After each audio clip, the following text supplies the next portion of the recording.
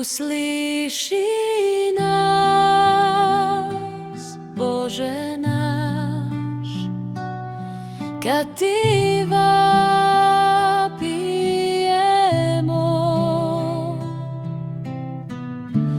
Pomiluj nás, Oče náš, kada uzdišemo.